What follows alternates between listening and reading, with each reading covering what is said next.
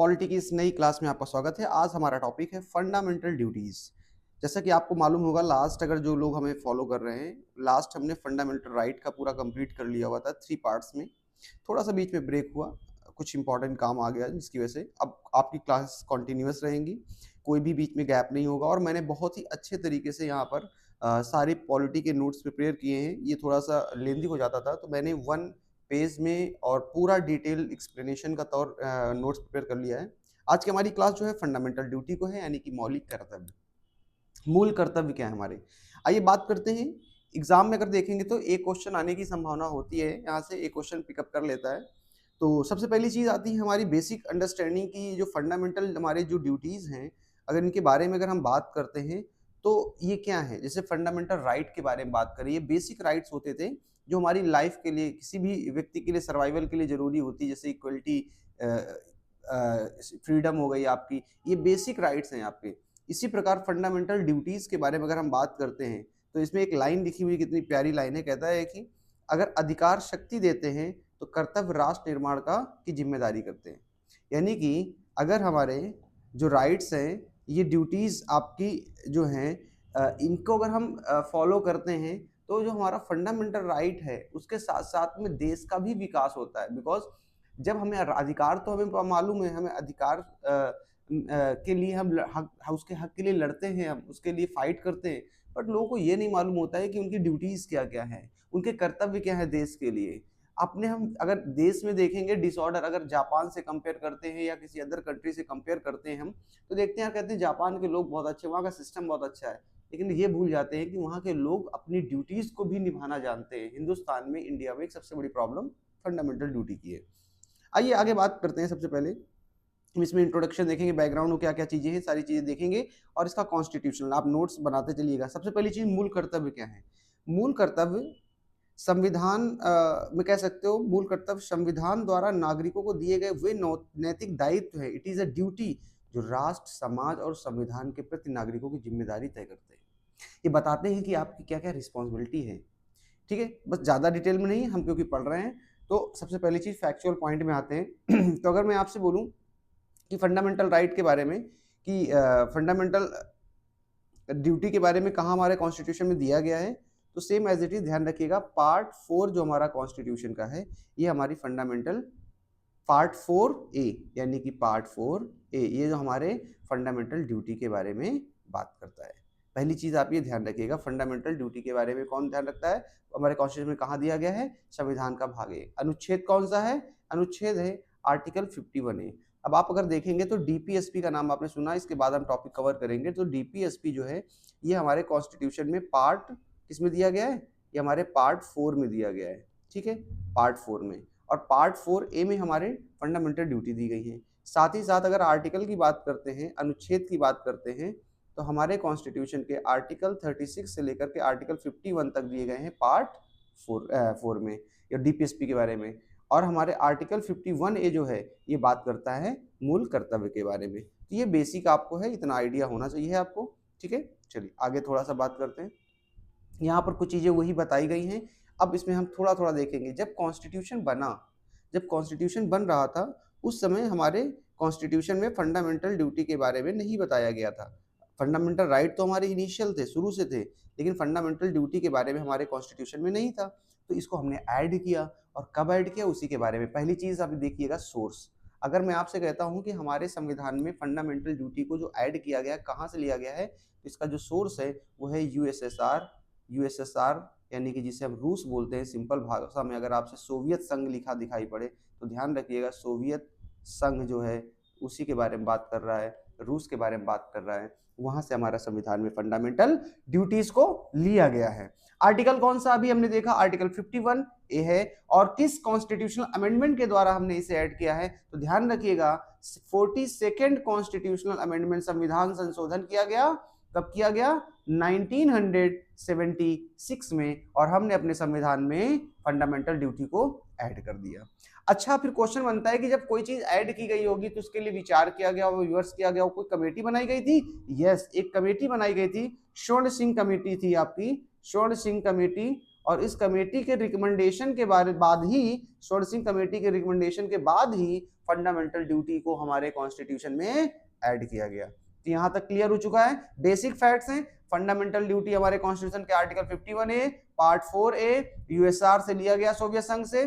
42वां संविधान संशोधन 1976 में से जोड़ा गया, और जब जोड़ा गया था तो ध्यान रखिएगा उस समय इनिशियली 10 मौलिक हमारे कर्तव्य थे, 10 फंडामेंटल ड्यूटी थी, लेकिन वर्तमान में एक ऐड होकर के टोटल 11 हमारे मौलिक कर्तव्य हैं।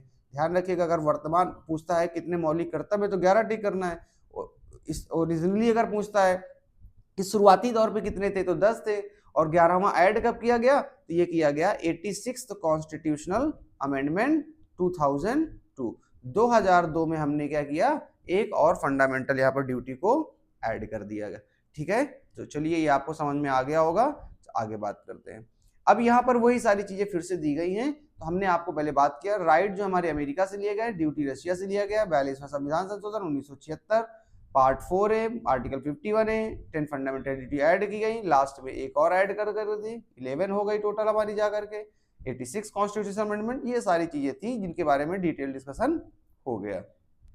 ठीक, चलिए आपको एक ऑर्डर थोड़ा सा ध्यान रखना है, बेसिक। सबसे पहली चीज हमारे संविधान में सबसे महत्वपूर्ण चीज क्या होगी, आपका क्या कर्तव्य होना चाहिए, संविधान का सम्मान करें, देश का सम्मान करें, राष्ट्रगान का सम्मान करें, नेशनल फ्लैग का सम्मान करें, यही तो होगा ना सबसे पहले। अभी हम इसको पढ़ने वाले थे, क्रम है, अब माइंड में सेट कर लोगे तो आप कंफ्यूज नहीं रहोगे। फिर क्या होगा, देश की सुरक्षा की बात की आएगी, तो आप हमेशा तत्पर खड़े रहिए, क्योंकि देश आपके लिए जब सब कुछ कर रहा है तो आप भी देश के लिए कुछ करिए। इसके बाद आती है कल्चर, संस्कृति, भारत की सभ्यता और संस्कृति महान है, उसको बनाए रखना है, प्रकृति के लिए काम करना है, विज्ञान के क्षेत्र में लगातार आगे बढ़ते रहना है, और एजुकेशन पर काम करना है। यही तो चीजें होंगी ना, एक ऑर्डर तो यही होगा ना किसी भी देश के विकास के लिए, किसी देश की सुरक्षा के लिए। और इसी प्रकार हमारे 11 जो फंडामेंटल ड्यूटीज है उनके बारे में 1 बाय 1 देखते हैं, क्योंकि इंपॉर्टेंट है, कोई भी पूछ जा सकती है क्या ये फंडामेंटल ड्यूटी है या नहीं है, या कोई आपको ऑर्डर में पूछ ले क्रम में लगाने के लिए, तो पता होना चाहिए। पहली फंडामेंटल ड्यूटी क्या है हमारी, 11 फंडामेंटल ड्यूटी में पहली फंडामेंटल ड्यूटी क्या है, संविधान का सम्मान हो। क्या होना चाहिए, संविधान का सम्मान हो। नागरिकों का क्या क्या कर्तव्य होना चाहिए, संविधान के सम्मान में क्या क्या चाहिए बोली उसने, पहला संविधान का पालन किया जाए, we have to follow the constitution. देश में सर्वोपरि कौन है, कॉन्स्टिट्यूशन है, संविधान है। फिर कह रहा है संविधान का पालन करिए। अब देखो बहुत सिंपल तरीके से ध्यान रखिए, 11 फंडामेंटल ड्यूटी है, पहली पढ़ रहे हैं, पहली में क्या कह रहा है, संविधान का पालन करें। संविधान में की बात जब कर रहे होंगे तो कह रहा है राष्ट्रध्वज का सम्मान कर लो भैया, राष्ट्रगान का सम्मान कर लो, और क्या चाहिए तुम्हें। तो यानी कि कॉन्स्टिट्यूशन, फ्लैग और एंथम, 3 चीजों के बारे में बात कर रहा है, इन तीनों का सम्मान करो, इन तीनों का पालन करो, संविधान का पालन करो, ये हमारी पहली फंडामेंटल ड्यूटी है। I hope it is clear, I hope it is clear, आगे बढ़ सकते हैं। दूसरा, अब जब संविधान का सम्मान की बात आ रही है, लेकिन आपके माइंड में क्वेश्चन बनना चाहिए ना, संविधान 1950 में लागू हुआ, 1947 में आजाद हुए, लेकिन आजादी की लड़ाई बड़ी लंबी है, बहुत सारे लोगों ने देश के लिए कुर्बानियां दी है। तो इसका मतलब क्या है, इसका मतलब यह है कि स्वतंत्रता संग्राम जब हो रहा था उस समय जो आदर्श थे उनके आदर्शों का पालन किया जाए। उनके महान जो विचारक थे, जो फ्रीडम मूवमेंट में लड़ाई लड़ रहे थे, आंदोलन में पार्टिसिपेट कर रहे थे, वो जो महान विचार थे उस दौरान, जिन्होंने आजादी को सजोया है, जिन्होंने आजादी दिलाने भूमिका निभाई, उन महान आदर्शों को क्या करना चाहिए, पालन करना चाहिए। उन महान आदर्शों क्या करना चाहिए, पालन करना चाहिए। क्लियर है, तो यानी कि फ्रीडम मूवमेंट के महान विचारों का अपनाना चाहिए। तीसरा, ये दूसरा फंडामेंटल, आदर्शों का देखो, स्वतंत्रता आंदोलन के दौरान जो प्रयोग किए गए आदर्श वाक्य, उनका पालन करो, उनका सम्मान करो, उनके विचारों को अपनाओ, दैट इज द पॉइंट। तीसरा, ये भारत की संप्रभुता, एकता और अखंडता की रक्षा करना है।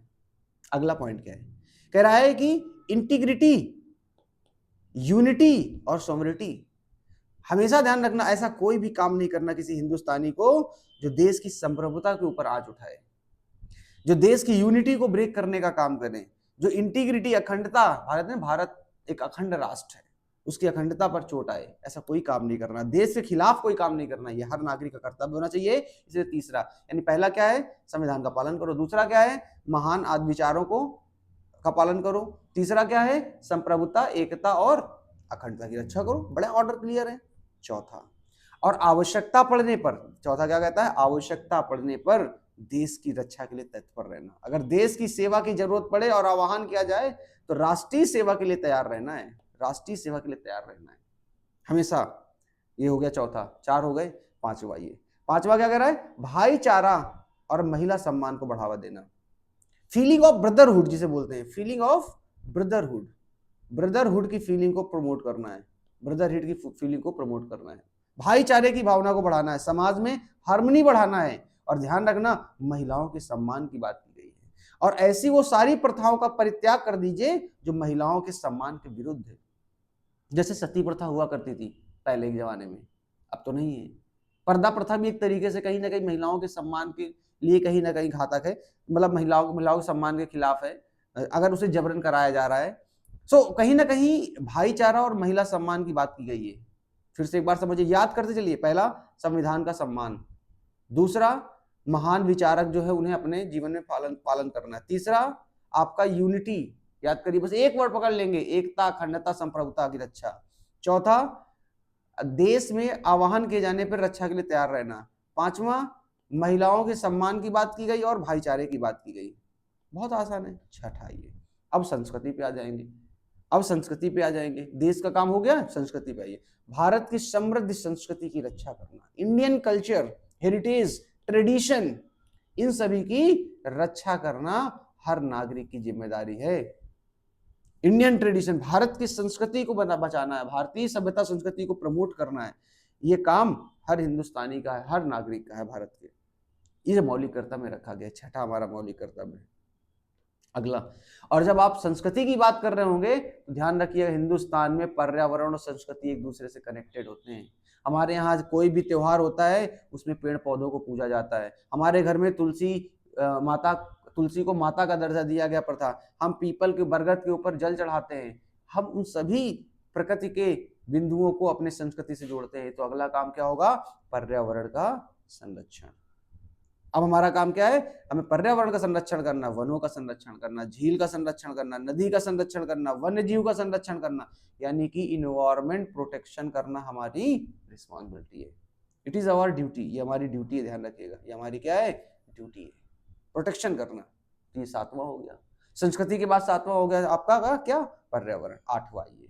अब जब आप बात कर रहे होंगे सेफ गार्ड की, लेकिन साथ साथ में डेवलपमेंट भी तो करना है, विकास की रेस में भी तो आगे बढ़ना है, लेकिन ऐसा कोई काम नहीं जो प्रकृति के साथ के खिलाफ हो। इसलिए वैज्ञानिक दृष्टिकोण, सिर्फ डेवलप नहीं करना है, साइंटिफिक टेम्परामेंट के साथ डेवलपमेंट करना है।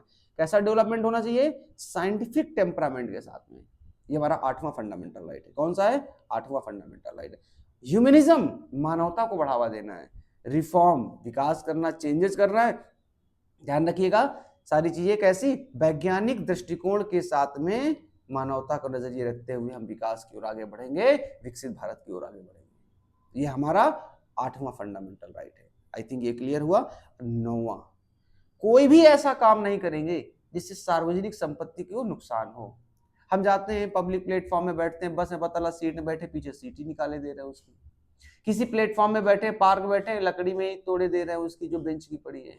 आप कोई भी किसी मंदिर में जाते हैं, अपना नाम लिख रहे हैं, कुछ भी कर रहे हैं दीवालों में, ये सब सार्वजनिक संपत्ति की रक्षा के खिलाफ है, उसको नुकसान पहुंचाया जा रहा है।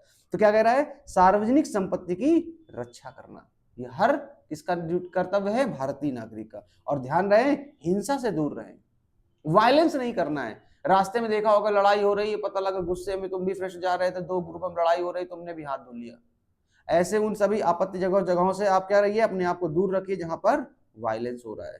ठीक, अगला ये कौन सा था, ये हमारा था 9वां फंडामेंटल राइट। साइंटिफिक टेम्परामेंट 8वां था, सार्वजनिक संपत्ति 9वां। 10वां ये कह रहा है उत्कृष्टता की ओर बढ़ना है। मतलब क्या है इसका, मतलब ये है कि सतत प्रयास करते रहना है कि आपके जीवन में लगातार विकास होता रहे। विकास, और कैसा विकास हो, व्यक्तिगत, आप खेल के क्षेत्र में, म्यूजिक के क्षेत्र में, किसी भी क्षेत्र में आप अपनी लगातार प्रतिष्ठा को बढ़ाते रहिए, अपना नाम ऊंचा करते रहिए। लेकिन जब आप अपना नाम ऊंचा करेंगे तो साथ साथ में देश का भी नाम ऊंचा होना चाहिए। ऐसा कोई काम नहीं कि अपना तो व्यक्तिगत नाम कर लिया लेकिन देश का नहीं हुआ। तो आपको ध्यान रखना, व्यक्तिगत जब डेवलपमेंट करेंगे तो साथ साथ में नेशनल डेवलपमेंट भी जुड़ा होना चाहिए। क्रिकेट की टीम में आपने शतक मारने के चक्कर में, कंप्लीट करने के चक्कर में टीम हार गई, क्या मतलब हुआ? व्यक्तिगत डेवलपमेंट करना है, व्यक्तिगत विकास करना है, लेकिन उसके साथ साथ में देश का भी सोचना है आपको। ये हमारा 10वां फंडामेंटल राइट है। यही 10 हमारे जोड़े गए थे शुरुआती तौर पे, और लास्ट में हमारा जो fundamental right, fundamental duties add किया गया, वो थी हमारी बच्चों की शिक्षा का कर्तव्य। अब देखिएगा 86th कॉन्स्टिट्यूशनल अमेंडमेंट जब हुआ 2002 में, इसमें 3 चेंजमेंट किए गए। एक तो किया गया चेंजमेंट जाकर के डीपीएसपी में, और एक हमारा हुआ फंडामेंटल राइट में, एक फंडामेंटल ड्यूटी में। शायद लिखा हुआ है कि नहीं लिखा, नहीं लिखा, छोड़ो। तो हुआ क्या कि पहले फंडामेंटल डीपीएसपी में लिखा था ये राज्य का कर्तव्य होगा, ये राज्य का क्या होगा, राज्य की ड्यूटी होगी कि 6 से 14 वर्ष के बच्चों को क्या करे, शिक्षा उपलब्ध कराए। फिर 46वां संविधान संशोधन 2002 किया गया, जिसमें हमने क्या किया, फंडामेंटल राइट में आर्टिकल 21A के तहत हमने शिक्षा का अधिकार एक मौलिक अधिकार बना दिया, और ये आपका 6 से 14 वर्ष के उम्र के बच्चों को कोई शिक्षा से वंचित नहीं कर सकता, ये बना के रख दिया। तो ये जब ये किया गया तो फिर इसकी कोई आवश्यकता बची नहीं। तो ये कहा गया कि 6 वर्ष से कम उम्र के बच्चों के लिए निःशुल्क शिक्षा का प्रावधान यहाँ पर कर दिया गया डीपीएसपी में। और फंडामेंटल ड्यूटी में क्या डाल दिया गया कि हर माता पिता या अभिभावक का कर्तव्य है कि 6 से 14 वर्ष के बच्चों को शिक्षा दिलाना चाहिए। ये ड्यूटी है हर गार्जियन की, हर माता पिता की, पेरेंट्स की। तो ये 11वां मौलिक कर्तव्य बना करके रखा गया। ये वही पॉइंट लिखे गए हैं, ध्यान रखिएगा। फंडामेंटल राइट जो हमारे हैं वो सिटीजन को होते हैं, फंडामेंटल ड्यूटीज भी सिटीजन की है, लेकिन राइट पावर देते हैं, ये रिस्पॉन्सिबिलिटी देते हैं। डीपीएसपी के अगर बारे में बात करते हैं तो यहाँ स्टेट के बारे में बताया गया था कि स्टेट के लिए है फंडामेंटल ड्यूटी, सिस्टम की जिम्मेदारी होती है, ये सब आप जान चुके हैं। यहाँ पर 86 कॉन्स्टिट्यूशनल अमेंडमेंट के द्वारा आर्टिकल 51A, अच्छा ये कई बार ऐसा क्वेश्चन पूछ लेगा, 51A का मतलब समझ रहे हैं ना, उसका कौन सा पार्ट, के मतलब 11वां पार्ट, ये हमारा इसके बारे में बात की गई, जिसको हमने शिक्षा के कर्तव्य के तौर पे हमने उसे ऐड किया गया। तो ये हमारा कुछ फंडामेंटल ड्यूटी से रिलेटेड हमारा एक छोटा सा पार्ट था, बहुत ही सिंपल है। आई होप आपको समझ में आ गया होगा, बहुत ही इजीली था, और हमने यहाँ पर बेसिक फैक्ट सारे क्लियर किए थे। आपने नोट्स बना रखे होंगे, लगातार आपको क्लासेस मिलती रहेंगी। अब आपको दो वीडियो कल मैं आपको अपलोड कराऊंगा, डीपीएसपी मिलेगा, उसके बाद हम प्रेसिडेंट स्टार्ट कर देंगे, और बहुत ही शानदार तरीके से आपको यहाँ पर मिलने वाला है कंटेंट। ठीक है, आज के लिए इतना है, धन्यवाद।